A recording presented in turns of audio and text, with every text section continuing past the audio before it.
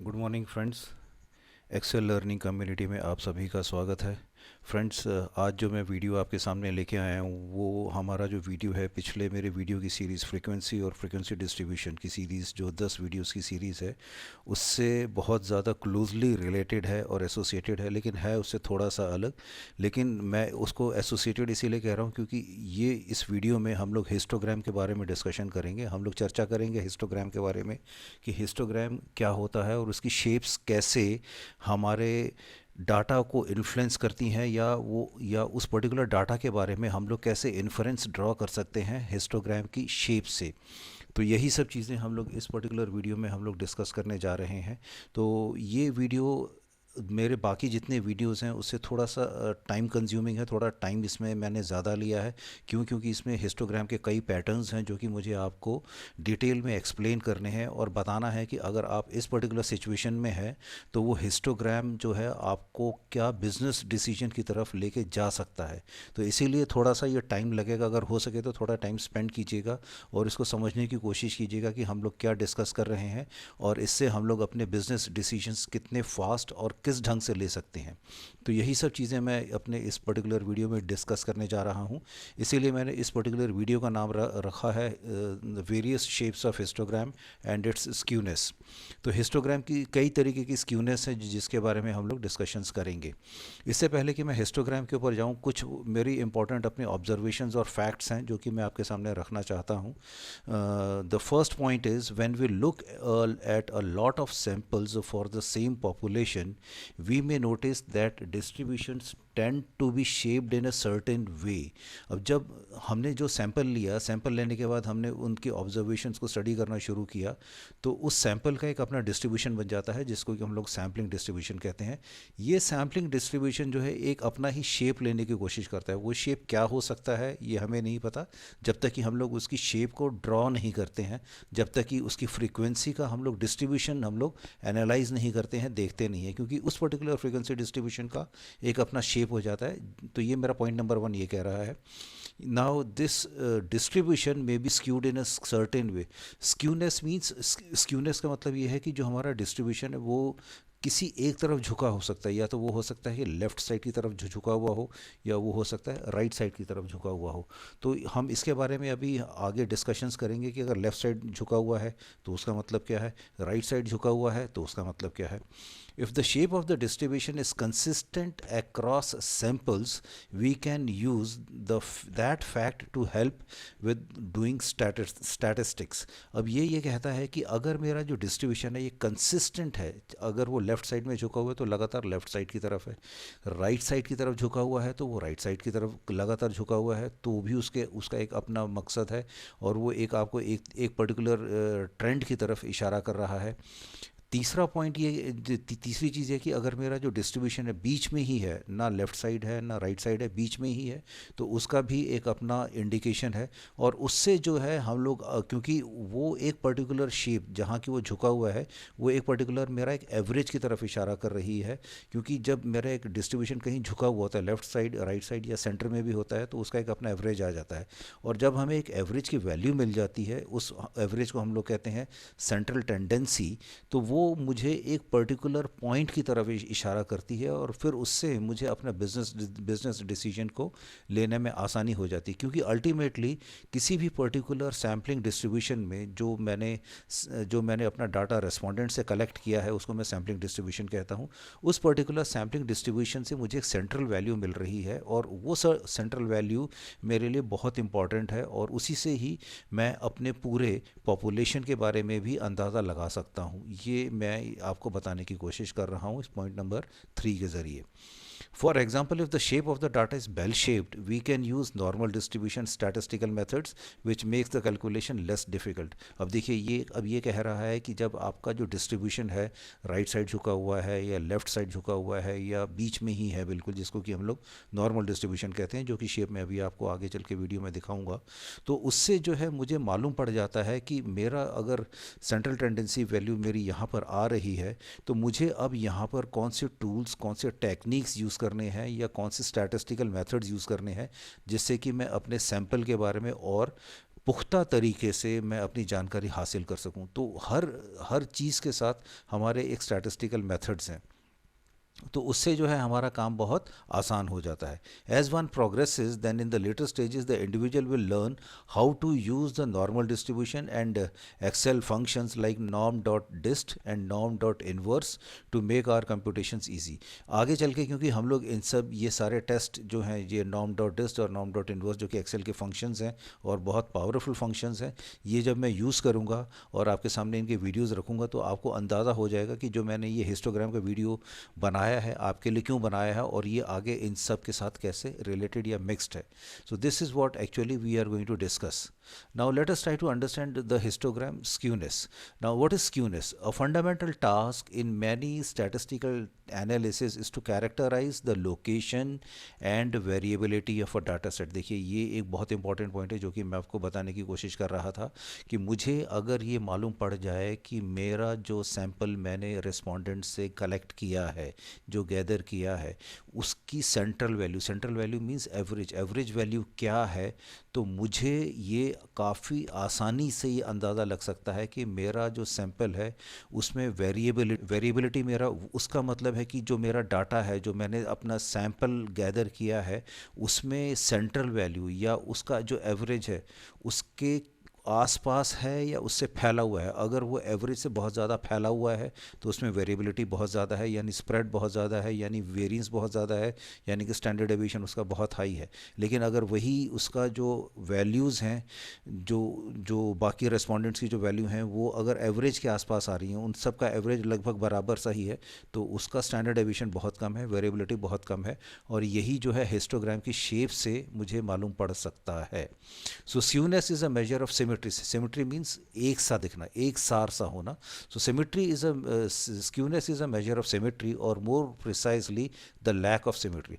तो स्क्यूनेस का मतलब ये है कि मेरा डाटा जो है कितना ज़्यादा फैला हुआ है। सिमेट्री का, lack of symmetry means identical या यूनिफॉर्मिटी होना। Lack of symmetry means uniformity उसमें नहीं है, उसका ख़त्म होना। तो जब यूनिफॉर्मिटी नहीं है तो इट मीन्स मेरा जो सेंट्रल वैल्यू है या जो एवरेज है या जो मेरा मीन है, उससे वो मेरा जो डाटा है वो कितना फैला हुआ है। स्क्यूनेस जो है नॉर्मली हमें उस चीज़ के बारे में अंदाज़ा लगाता है। So a distribution of data set is symmetric if it looks the same to the left and right of the centre point. A uniform distribution would be the extreme case. अब देखिए ये भी एक बहुत इंपॉर्टेंट पॉइंट है। Normally हम लोग जो है एक यूनिफॉर्म डिस्ट्रीब्यूशन जिसमें कि बिल्कुल स्क्यूनेस ना हो, जो कि बिल्कुल बिल्कुल सिमेट्रिकल हो, हम लोग उसको ढूंढने की कोशिश करते हैं। लेकिन हमारी बुक्स ये कहती हैं uniform distribution would be the extreme case, क्योंकि कहीं ना कहीं तो झुकाव होगा ही। इंसान जो है वैसे भी बायस्ड नेचर का थोड़ा है ही, तो इसीलिए यूनिफॉर्मिटी मिलना तो बहुत मुश्किल है। The histogram is an effective graphical technique for showing the skewness. Now a skew of zero, देखिए एक्सेल में स्क्यूनेस को मेजर करने का एक फंक्शन है, स्क्यू फंक्शन। तो इसीलिए मैं यहाँ पर स्क्यू यूज़ कर रहा हूँ क्योंकि एक्सेल में स्क्यू फंक्शन है और वो मेरे को बता देता है कि मेरा जो डाटा है उसकी स्क्यूनेस कितनी है, पॉजिटिव है या नेगेटिव है। अगर पॉजिटिव है तो उसकी क्या वैल्यू है, नेगेटिव है तो उसकी क्या वैल्यू है। So a skew of zero और may be near to zero, it indicates perfect symmetry. A positive skew indicates that more values lie below the mean and the distribution has a tail which extends towards higher value. देखिए friends, अभी मैं आपसे request करूंगा कि ये definitions को आप अभी सिर्फ समझ लीजिए अच्छी तरीके से ये क्या है। इसके बाद इनके मायने क्या हैं जब हम आगे एग्जांपल्स लेंगे। तो पॉजिटिव स्क्यू क्यों है और उसका मतलब क्या है, नेगेटिव स्क्यू क्या है, उसका क्या मतलब है, तो वो मैं आपको पूरा डिटेल में बता दूंगा। अभी सिर्फ हम लोग डेफिनेशंस के ऊपर ध्यान देते हैं। Negative skew indicates that more values lie above the mean and the distribution has a tail which extends towards lower value. An understanding of skewness of the data set indicates whether potential deviation from the mean are going to be positive or negative. अब देखिए ये मेरा जो data है ना, ये मेरा negative skewed है। ये नेगेटिव स्क्यूड क्यों है, देखिए ये यहाँ से गया उठ के और ये जो इसका जो मीन है देखिए यहाँ पर आ रहा है। अब नेगेटिव स्क्यूड का मतलब क्या है, एक्चुअल में ये मेरे को ये बताने की कोशिश कर रहा है। देखिए अब इस वक्त मैं यहाँ पर आपको नेगेटिव स्क्यूनेस क्या है, पॉजिटिव स्क्यूनेस क्या है, मैं उसके बारे में आपको बता रहा हूँ और उसी को हम लोग लगातार जो है, मैं उसी स्टेटमेंट को लगातार बार बार हिट करता रहूँगा ताकि आपको अच्छी तरीके से याद हो जाए कि नेगेटिव स्क्यूनेस और पॉजिटिव स्क्यूनेस स्क्यूनेस में डिफरेंस क्या है। फ्रेंड्स देखिए, जब हम लोग स्टूडेंट्स को पढ़ाते हैं ना, तो मैंने अक्सर ये देखा है स्टूडेंट्स को बहुत ज़्यादा कन्फ्यूजन हो जाता है कि वो आइडेंटिफाई करें कि ये मेरा जो डाटा है नेगेटिव स्क्यूड है। नेगेटिव स्क्यूड है तो उसका मतलब क्या है, पॉजिटिव स्क्यूड है तो उसका मतलब क्या है। देखिए मैं यहाँ पर आपको बताने की कोशिश करता हूँ। देखिए ये यहाँ पर मान लीजिए ये इसका एवरेज है। अब ये एवरेज अगर यहाँ पर आ रहा है, इसका मतलब ये है कि यहाँ कुछ वैल्यूज़ ऐसी हैं जो कि मेरे इस पर्टिकुलर एवरेज को डाउन कर रही हैं। मान लीजिए मेरा एग्ज़ाम स्कोर है, कुछ पेपर्स में तो स्टूडेंट्स ने बहुत अच्छा परफॉर्म किया, बहुत अच्छे नंबर आए, 90 से ऊपर नंबर आए, लेकिन कुछ सब्जेक्ट्स में उनके नंबर जो हैं 90 में ना आके 40s में या 50s में आए, तो क्या होगा, वो आपका एवरेज डाउन करेंगे ना। तो कोई भी चीज़ अगर आपकी मीन को डाउन करे, अगर आपकी मीन वैल्यू को डाउन करे, उसको पुल करे, नीचे की तरफ लेके आए, ये यानी कि वापस इस साइड में लेके जाए जो कि नेगेटिव डायरेक्शन है, इस डाटा को हम लोग कहेंगे नेगेटिव स्क्यूड। तो ये मेरा मतलब है नेगेटिव स्क्यूड का। और इन्हीं एग्जांपल्स के थ्रू मैं आगे आपको एक्सप्लेन भी करूंगा और एस्टैब्लिश भी करूंगा। अब ये मेरा जो डाटा है, ये मेरा डाटा एब्सोल्युटली नॉर्मल है।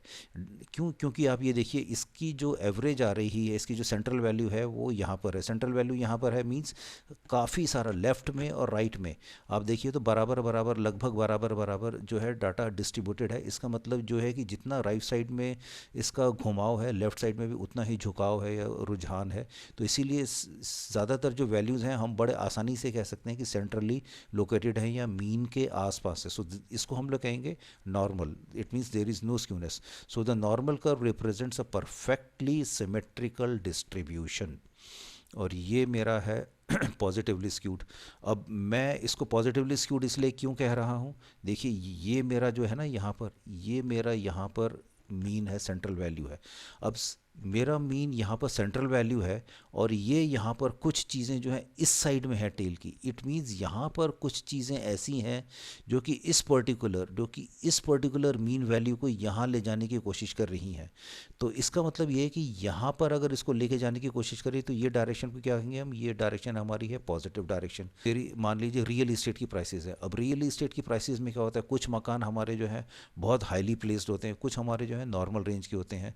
तो उस केसेस में हम क्या कहेंगे, उस केसेस में हम ये कहेंगे कि अगर मेरे जो नॉर्मल वाले मकान हैं वो ज़्यादा बिक रहे हैं, लेकिन उसमें से कुछ ऐसे भी मेरी प्रॉपर्टीज़ हैं जो कि मेरी हाई एंड की हैं, हाई वैल्यू की हैं, वो भी अगर बिक रही हैं, तो वो क्या करती हैं, वो मेरे एवरेज को और ऊपर लेके जाएंगी।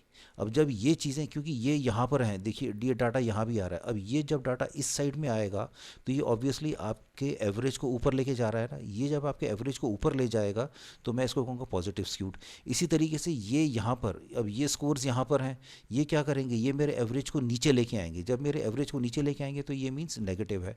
तो कोई भी वैल्यू मैं ये देखना चाहता हूँ कि क्या मेरी वो एवरेज को ऊपर लेके जा रही है।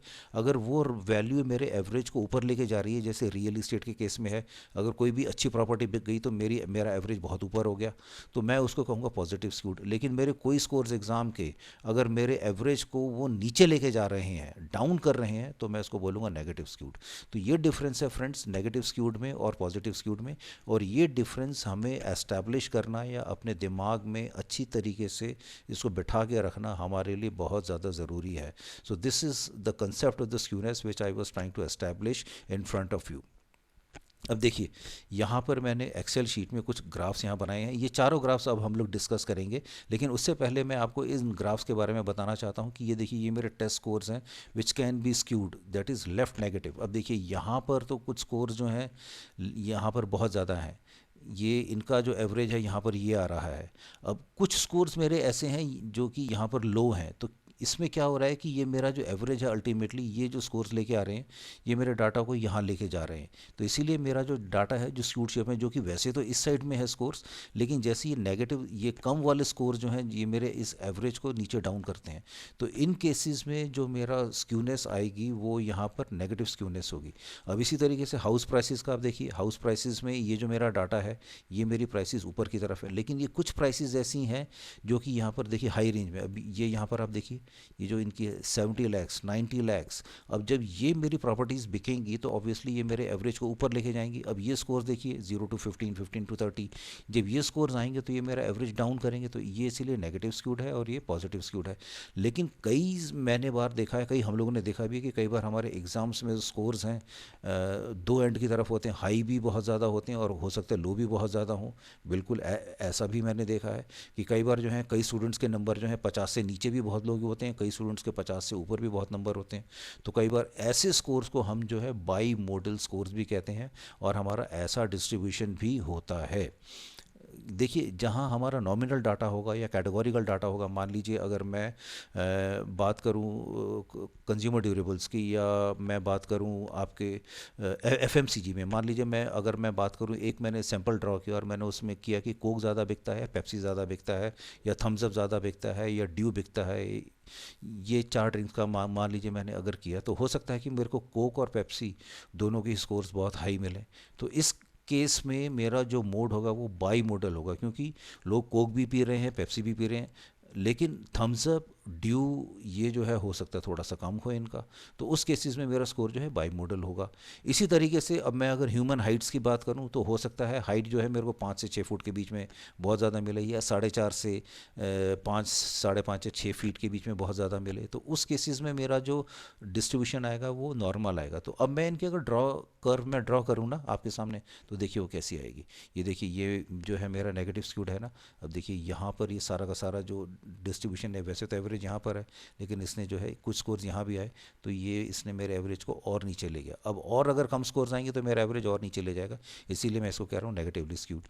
इसी तरीके से अगर मैं पॉजिटिव स्क्यूड की बात करूँ तो देखिए यहाँ ये भी ऐसा ही हो रहा है कि ये मेरी प्रॉपर्टीज़ हैं कुछ, ये मेरे हाई एंड की प्रॉपर्टीज़ हैं, और ये जब यहाँ पर कुछ और बिकी तो ये मेरे एवरेज को और ऊपर लेके जा रही हैं, तो इसीलिए मैं इसको कहूँगा पॉजिटिव स्क्यूड। ये मेरा यहाँ पर देखिए ये मेरा नॉर्मल डिस्ट्रीब्यूशन है।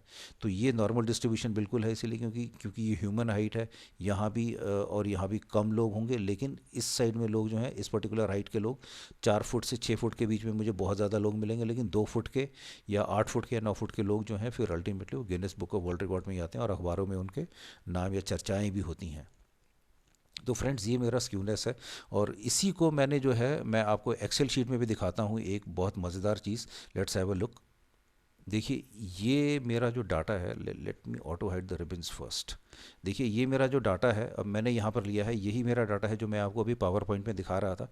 देखिए ये डाटा जो है मैंने रैंडमली जनरेट किया है। अब रैंडमली जनरेट किया है और मैं इसको अगर F9 की प्रेस करूँगा तो देखिए ये शेप जो है लगातार मेरी चेंज होती चली जाएगी। देखिए ये हो रही है ना चेंज।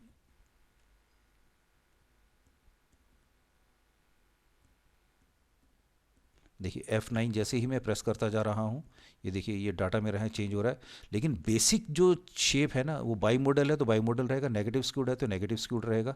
लेकिन स्कोर मेरा कैसा भी चेंज हो जाए, मेरा अल्टीमेटली जो हिस्टोग्राम की शेप है वो लगभग वही रहेगी। So you keep on pressing F9 key and then you will observe the difference also.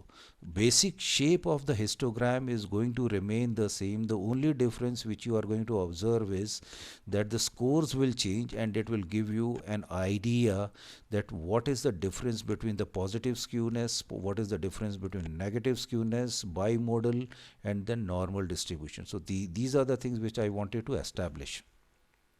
Now let us go back to the PowerPoint. So friends, to have conceptual clarity, please remember following steps while watching this video. Random number data is generated through rand between function. Build class intervals, exactly same steps as described in video number 4, building class intervals and constructing frequency distributions. Draw column chart, convert the same into histogram using categories and frequency. Observe the change in the shape of the histogram by using F9 की। F9 की इसीलिए क्योंकि मैंने सारा जो data है अपना random numbers के थ्रू जनरेट किया है रैंड बिटवीन फंक्शन यूज़ करके। तो फ्रेंड्स ये 4 स्टेप्स में मैं ये चारों के चारों जो मैंने ग्राफ आपको दिखाए हैं ये मैं आपके सामने यहाँ पर रखूँगा। सो please try to understand the skewness and the basic shapes of the histogram through these 4 steps. Now let us first try to understand the negative histogram skewness. Now, this is the data score of 240 students. To understand the nature of the data, we need to draw its frequency distribution and histogram. Friends, let me show you this data first through the Excel sheet. देखिए ये मेरा data है जो कि मैं आपके सामने यहाँ रख रहा हूँ. This is the data of the maths term scores.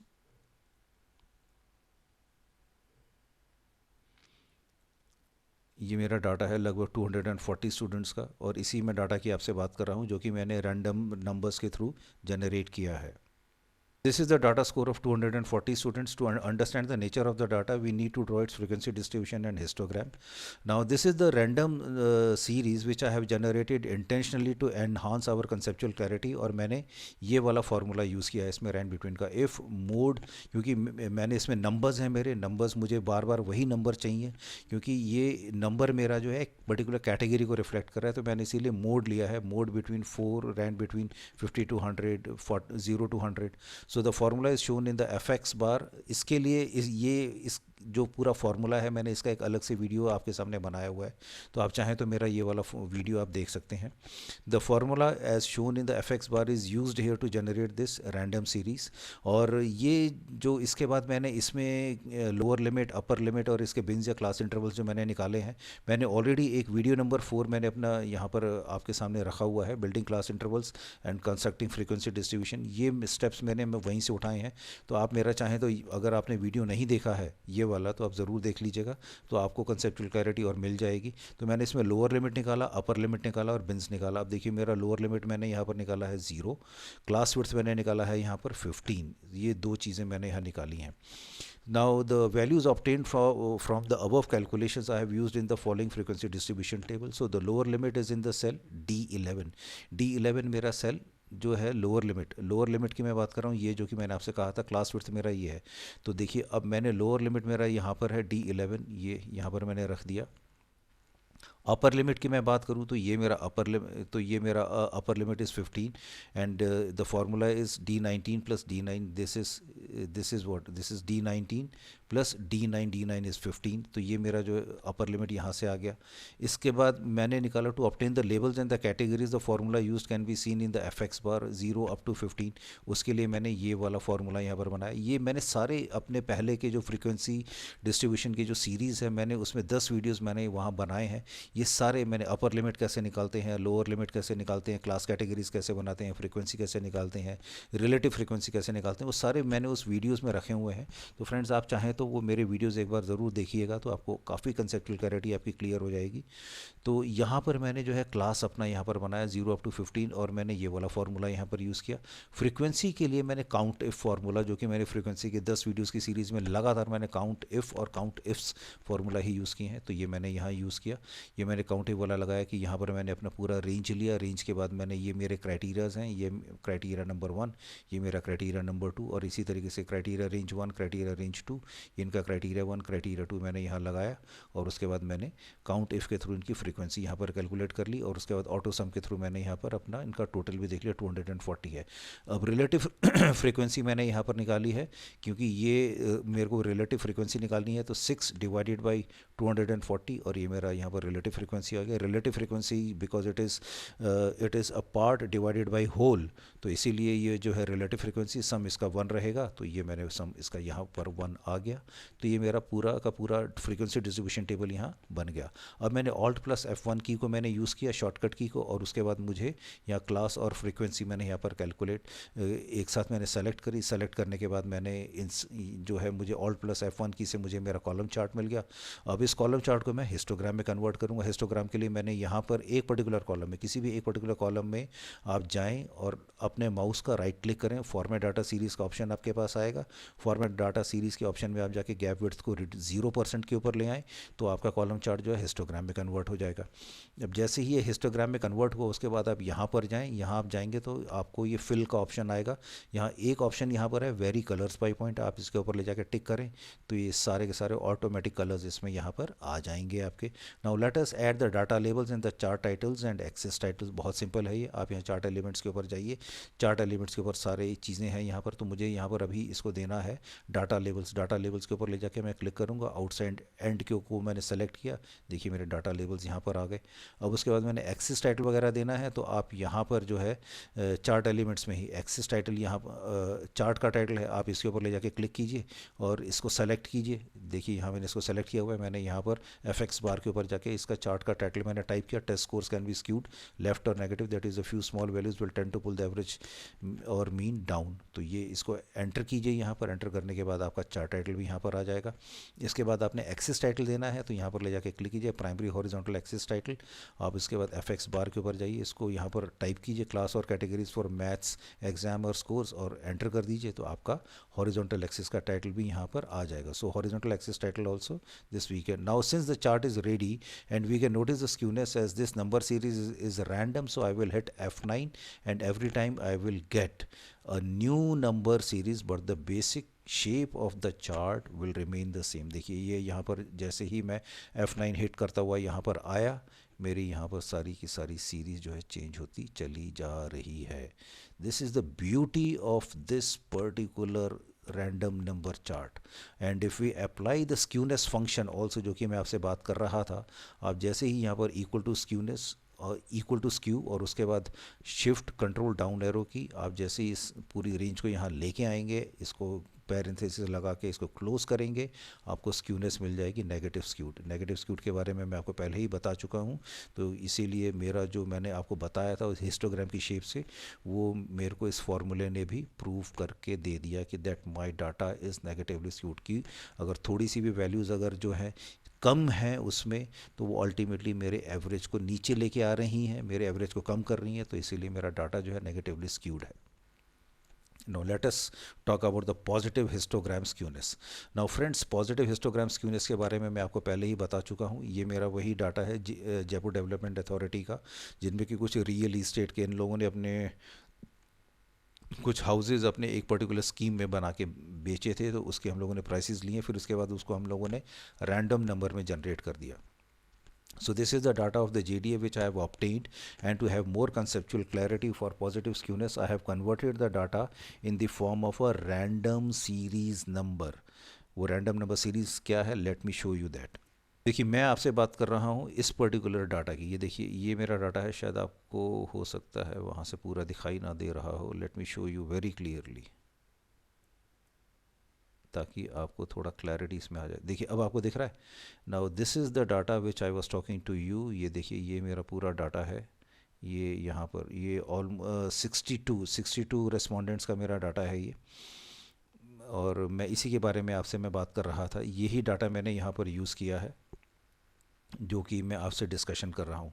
ये मेरे 62 रेस्पोंडेंट्स का यहाँ पर डाटा है।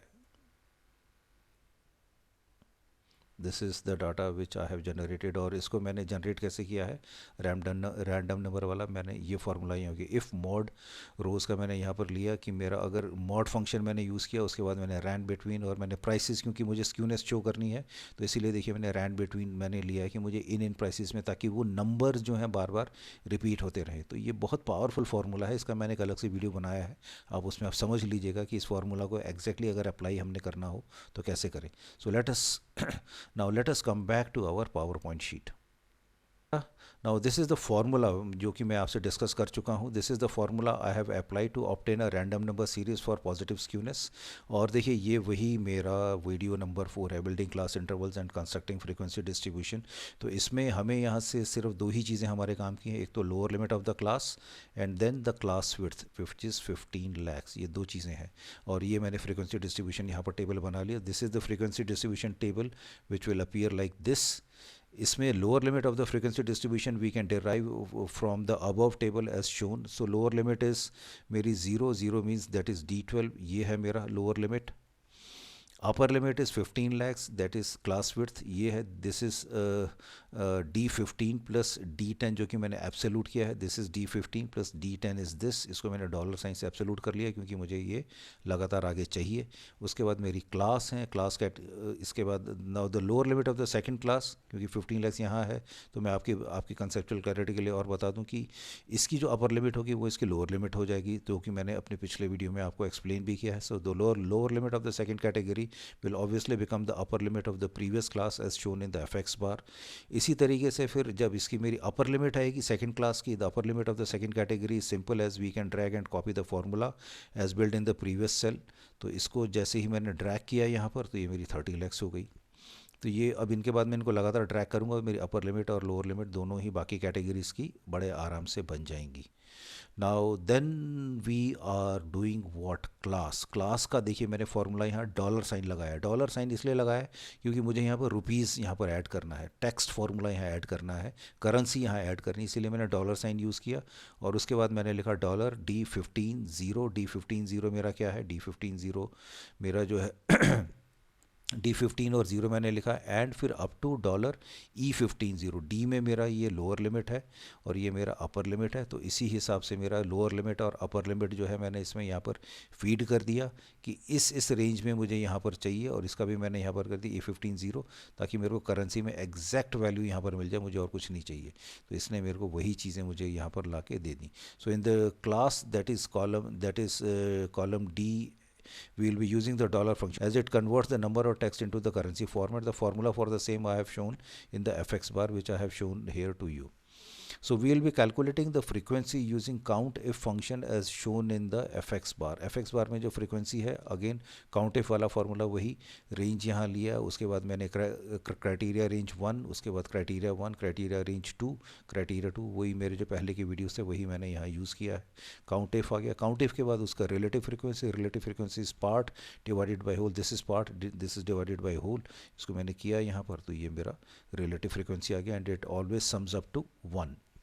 उसके बाद मैंने Alt प्लस F1 की यूज़ किया. Alt प्लस F1 की मैं जैसे ही यूज़ करूँगा तो मुझे अपना यहाँ कॉलम चार्ट मिल जाएगा. To obtain the chart select the desired range as shown and use Alt plus F1 key. F1 की के बाद इसको वही आप एक पर्टिकुलर कॉलम सेल को सेलेक्ट कीजिए, right click of the mouse, go to format data series. Format data series में गैप विड्थ जो है आप 0 कर दीजिए. गैप विड्थ आप 0 करेंगे, ऑब्वियसली ये आपका कॉलम चार्ट जो है हिस्टोग्राम में कन्वर्ट हो जाएगा. हिस्टोग्राम में जैसे ही कन्वर्ट होगा उसके बाद आपको क्या करना है, बहुत सिंपल से काम है. आपको यहाँ चार्ट टाइटल देना है या हॉरिजॉन्टल एक्सिस का टाइटल देना है, डाटा लेवल देने हैं. 3 काम करने हैं. कैसे करने हैं, बहुत सिंपल है. सबसे पहले इसके कलर्स आप चेंज कर लीजिए. यहाँ पर फिल के ऊपर जाइए, वेरी कलर्स बाय पॉइंट के ऊपर क्लिक कीजिए. ये बहुत ही बेहतरीन और खूबसूरत आपका चार्ट बन जाएगा, कलरफुल हो जाएगा एकदम से. उसके बाद आपको यहाँ पर जो है डाटा लेबल्स लेके आना है. यहाँ पर आएगा आपका चार्ट एलिमेंट्स. देखिए यहाँ पर आप जाएंगे चार्ट एलिमेंट्स, जो कि मैंने आपको अभी थोड़ी देर पहले दिखाया था. चार्ट एलिमेंट्स के ऊपर आप जाइए, डाटा लेबल्स के ऊपर आउटसाइड एंड के ऊपर क्लिक कीजिए तो आपके डाटा लेबल्स यहाँ आ जाएंगे. फॉर्मेटिंग कीजिए, आपके जो है डाटा लेबल्स यहाँ पर आराम से अच्छे कलर्स में, थोड़ा डार्क कलर्स में यहाँ आ जाएंगे. चार्ट का टाइटल प्लेस कीजिए. आपके पास जैसी चार्ट टाइटल के ऊपर आप जाएंगे यहाँ फ्रीक्वेंसी लिखा हुआ आएगा, उसके ऊपर आप क्लिक कीजिए. FX बार में चाहिए, FX बार में जाके आप यहाँ टाइप कर दीजिए house prices in rupees often skewed positive as a few large values to tend to pull the average mean up. क्यों, क्योंकि मैं आपसे पहले कह चुका, पॉजिटिव स्क्यूनेस इसीलिए है क्योंकि ये हमारा जो है, जो हमारा डाटा ये ऐसा ही है कि अगर ये मेरे कुछ हायर प्राइसेस के मेरे मकान अगर बिक जाते हैं तो मेरी इस एवरेज वैल्यू को ये ऊपर उठाएंगे, नीचे नहीं लेके आएंगे, ऊपर लेके जाएंगे. जब मेरी एवरेज वैल्यू को ये ऊपर लेके जाएंगे तो मैं इसको कहूँगा positive skewness. So when I hit F9 then we can observe that all the subsequent values in the table or chart also changes. कैसे, देखिए ये चेंज हो रहा है ना, all this is changing continuously. So positive skewness positive skewness towards the right is frequently in the following: house prices, data entry errors, manufacturing defects और salaries. वाह वाह, अगर सैलरीज़ में ये काम हो जाए तो फिर मज़ेदार ही है ना. अगर ऐसा लगातार हो जाए, बार कभी कभी गलती से अगर हमारी सैलरी में ज़्यादा पैसा ट्रांसफ़र हो जाए, मज़ा ही आ जाए. Positive skewness. All these example start at 0 and have no theoretical upper limit but the likelihood of getting high value is 0, thus positive और राइट स्क्यूड. अब देखिए सैलरीज़ में क्या है कि ज़्यादातर जो लोग बीच के जो स्टाफ होता है ना, उनकी सैलरी की एक रेंज होती है, लेकिन कुछ ऐसे भी एग्जीक्यूटिव्स होते हैं उस पर्टिकुलर ऑर्गेनाइजेशन में जिनकी सैलरी एक्सेप्शनली हाई होती है। आपका सीईओ हो गया, आपका डायरेक्टर मार्केटिंग हो गया, या आपका मैनेजिंग डायरेक्टर हो गया, friends they have got a very high salary. अब जब आप अपना डाटा असेंबल कर रहे होते हैं ना, कि आपने देखा एक तरफ आपका मैनेजर्स हैं, लोअर मिडिल लेवल मैनेजर्स हैं, अपर मिडिल लेवल मैनेजर्स हैं, they have got a particular salary bracket. लेकिन कुछ ऐसे चुनिंदा एग्जीक्यूटिव्स होते हैं जिनकी सैलरी बहुत हाई होती है, तो वो आपका बजट जो है ऊपर की तरफ ले जाते हैं। जब वो बजट आपको ऊपर ले जाते हैं, that is positive skewness. So we can also measure the positive skewness of the skew function. Again, the formula is of MX Excel function skew function. So we can see this, and it shows that my data has got a positive skewness, so it can be very easily established. So the skewness for this curve is positive, is also endorsed by the skew function. Bimodal histogram जो मैंने वैसे आपको बताया था, पर let us discuss this. ये मेरे mathematics के एग्जाम टेस्ट स्कोर्स हैं. This is the data series which I have prepared and which I will be using to enhance our conceptual clarity for the bimodal histogram. ये score मैंने यहाँ पर लिया. I have generated again the random numbers, कि मुझे यहाँ एक particular number, क्योंकि मेरे को बाई मॉडल निकालना है यहाँ पर. तो मैंने क्या किया, मैंने यहाँ पर आप देखिए, मैंने यहाँ पर दो नंबर्स को बहुत बीच में यहाँ पर रिपीट करवाया, 0 से 30 के बीच में, 60 से 100 के बीच में. और ये मैंने अपने रैंडम फार्मूलाज में चूज़ फार्मूला मैंने यूज़ किया है इसमें. ये मेरे वीडियोस आप मेरे वहाँ ये मेरे वीडियोस आप वॉच कर लीजिएगा, तो आपको इसमें डॉलर फंक्शन का है, चूज़ बिटवीन का है, रैंड बिटवीन के मेरे वीडियोस आप देख लीजिएगा, तो आपको क्लैरिटी और मिल जाएगी. तो उसमें ये मैंने यहाँ यूज़ किया है. तो चूज़ रैंड बिटवीन, मुझे एक पर्टिकुलर नंबर रिपीट कराने हैं, दो नंबर 0 to 30 एंड 60 to 100. तो ये जब मैं चार्ट बनाऊंगा आप उसमें देखिएगा भी. अगेन यहाँ पर जो है मैंने क्या किया है, मैंने अपना जो डाटा, जो मैंने अपना क्लास विड्थ और लोअर लिमिट है, वो मैंने जो अपना एक वीडियो नंबर 4 है उसी के थ्रू मैंने यहाँ कैलकुलेट किया है. So for the computation of class width I will be using the same procedure which I have already discussed in my previous video. तो ये मैंने फ्रीक्वेंसी डिस्ट्रीब्यूशन टेबल यहाँ पर बना दिया उसी पैटर्न के ऊपर जैसे मैं अभी तक आपको एक्सप्लेन करता आ रहा हूँ. तो इसका देखिए यहाँ पर जो मेरा यहाँ क्लास कैटेगरी है, यहाँ पर 0 up to 15, ये मैंने फार्मूला यहाँ यूज़ किया, C15 एंड फिर उसके बाद ये मेरे इन्वर्टेड कॉमर्स अप टू, और फिर उसके बाद अगेन यहाँ पर इन्वर्टेड कॉमर्स क्लोज्ड, फिर ampersand signed and D15 and hence this class label is there. Frequency का मेरा वही काउंट एफ का फार्मूला है. This criteria range 1, criteria 1, then criteria range 2, again the same criteria range, and then criteria 2, this is the upper limit. और उसके बाद मेरी frequency यहाँ आ गई. उसके बाद मैंने इसका टोटल किया ऑटो सम के थ्रू, ये टोटल भी मेरे को यहाँ पर आ गया. मेरा relative frequency again the same, part divided by whole, again I get this relative frequency, the total is 1. Now to insert the chart, again alt plus F1 key आप इसको प्रेस कीजिए, आपको यहाँ चार्ट, आपका कॉलम चार्ट यहाँ मिल जाएगा. वही 3 काम हमें यहाँ करने हैं जैसे हम लोगों ने पिछले 2 में किए थे चार्ट एलिमेंट्स के थ्रू. यहाँ पर पहले मैं अपना टाइटल यहाँ पर दूंगा. उसके बाद मैंने सबसे पहले तो मैं इसको कॉलम चार्ट को हिस्टोग्राम में कन्वर्ट करूंगा. हिस्टोग्राम के बाद मैं क्या करूंगा, मैं यहाँ पर एक फ्रीक्वेंसी मेरा जैसे ही आएगा, मैं यहाँ पर FX बार में जाऊँगा, चार्ट टाइटल यहाँ पर इसको टाइप करूँगा. फिर उसके बाद मैं यहाँ पर फ्रीक्वेंसी के डाटा लेबल्स लेके आऊँगा, और उसके बाद मैं हॉरिजॉन्टल एक्सिस का टाइटल भी यहाँ पर दूंगा. देखिए यही काम मैंने किया.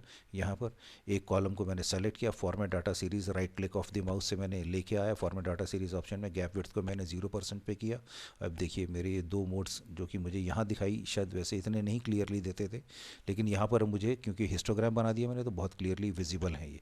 सो convert this chart into histogram, use the right click of the mouse to get format data series and then reduce the gap width to 0%. देखिए हिस्टोग्राम, बेहतरीन हिस्टोग्राम बन गया.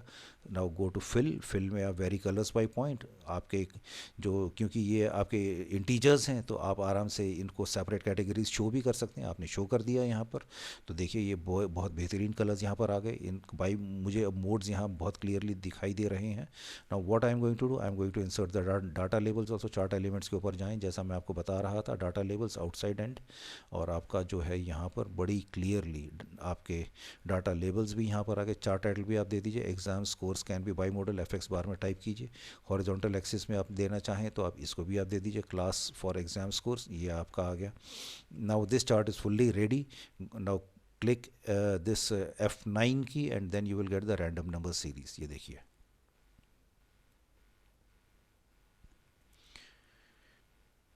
ये देखिए, ये यहाँ पर पूरा मेरा बाई मॉडल चार्ट कितना बेहतरीन तरीके से काम कर रहा है। फार्मूला मैंने आपको यहाँ इसका दिखा ही रखा है। तो ये था मेरा by model chart. Now let us come to bell shape histogram, which is a normal shape distribution curve, which we normally call.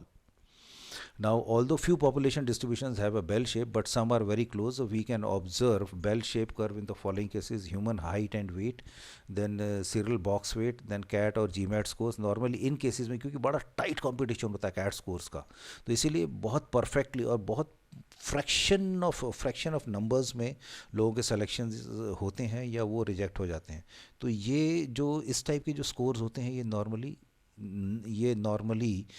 they come under normal distribution. So let us study them. To understand the bell-shaped histogram, we will be using an example of human height to enhance our conceptual clarity. Again वही मैंने यहाँ पर data भी मैंने अपना यहाँ पर randomly select किया है। Again वही mod function और and between function के through मैंने इसको use किया है. So human height often close to symmetrical bell shape, high in the middle and tapering off in both the directions. Again, as discussed in the previous examples, I have generated in this example also a random number series which is shown in the fx bar, जो कि मैंने यहाँ show किया है। और उसी तरीके से फिर मैंने अपने फार्मूला नंबर जो मेरा वीडियो नंबर 4 है बिल्डिंग, तो मैंने उसके थ्रू मैंने ये क्लास विड्थ और लोअर लिमिट मैंने यहाँ पर कैलकुलेट किया। Similarly, the lower limit and the upper limit also I have calculated as discussed previously. तो upper limit ये देखिए जो इसके क्लास कैटेगरी है, अगेन मैंने यहाँ पर ये जो है D15, उसके बाद inverted commas open, up to space दिया है यहाँ पर, फिर अप टू, फिर उसके बाद स्पेस, फिर उसके बाद inverted commas close, ampersand sign and E15। This is how we have build up this class. उसके बाद मेरा क्या है, फ्रीक्वेंसी के लिए वही काउंट एफ का फार्मूला मैंने यहाँ लगाया। काउंट एफ का फार्मूला मैं आपको बता ही चुका हूँ। और उसके बाद मैंने हर कैटेगरीज की मैंने फ्रीक्वेंसी कैलकुलेट करी, ऑटो सम से मैंने इसको टोटल किया and finally I get the total sum of the frequency. Relative frequency भी मैंने वैसे ही यूज़ करी। ऑल्ट प्लस F1 की से मैंने अपना कॉलम चार्ट यहाँ लेके आया और देखिए कॉलम चार्ट मेरा यहाँ पर आ गया। अब इसको हम लोग कन्वर्ट करेंगे हिस्टोग्राम में। अगेन किसी भी एक कॉलम के ऊपर ले जाके क्लिक कीजिए, format data series, and then you see here you this reduce this gap width to 0%, you get a histogram। देखिए शेप बन गई ना, नॉर्मल डिस्ट्रीब्यूशन, बहुत बेहतरीन। उसके बाद अगेन क्योंकि इंटीजर्स हैं, नंबर्स हैं, तो मैं इनको आराम से अलग नंबर्स कर सकता हूँ। हेंस मैंने यहाँ पर टिक किया वेरीज कलर बाय पॉइंट। ये अलग अलग कैटेगरीज मेरी यहाँ पर दिखाई दे रही हैं, सो इट क्लियरली शोज। वही 3 काम मैंने यहाँ करने हैं। इसका चार्ट का टाइटल देना है, डाटा लेवल्स लेके आने हैं, और यहाँ पर एक्सेस टाइटल में मुझे यहाँ पर हॉरिजॉन्टल एक्सेस टाइटल में मुझे यहाँ टाइटल देना है। So this is what I have done here. So human height is close to symmetrical bell shape, high in the middle and tapering off in both the directions. And this is how you see the data is absolutely in normal shape. So when applying formatting, the chart becomes also like this, which I have shown here. So this is what actually we were discussing. So on hitting F9, the data values and subsequently the shape of the curve changes also, which is as shown. Have a look at this. This is what actually I was talking to you. देखिए सारा ये change हो रहा है ना। So this is what actually we were talking and discussing.